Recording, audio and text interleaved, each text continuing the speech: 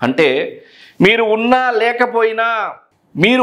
లేకపోయినా ఎవరైతే యజమానులు ఉంటారో ఆ యజమానులకు సంబంధించినటువంటి గృహాలు కానీ స్థలాలు కానీ వాస్తుపరంగా కనుక ఎఫెక్ట్ ఉంటే మీరు ఏ దేశంలో ఉన్నా కూడా ఈ యొక్క దోష ప్రభావం మీరు అనుభవించక తప్పదు.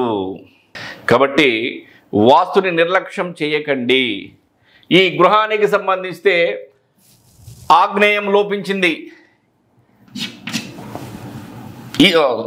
ఈశాన్యం లోపించింది, ఈశాన్యం కట్ అయిపోయింది, ఈశాన్యం లేకపోవటం వలన పక్కవారి యొక్క గృహం నిర్మాణానికి సంబంధించిన బరువు ఈ గృహం మీద పడటము, ఈ గృహము బరువు అవటము, ఈశాన్యం మూత అవటము, ఇదొక దోషం. తర్వాత ఆగ్నేయం పెరిగింది, ఇదొక దోషం. ఆగ్నేయం మూత అయింది ఈ బాత్రూమ్ వేయటం వలన, ఇది ఒక దోషం. తర్వాత మూడొచ్చేసి నైరుతి మూల బాత్రూమ్ డౌన్ స్లాబ్తో వేయటం, ఇది ఒక దోషం.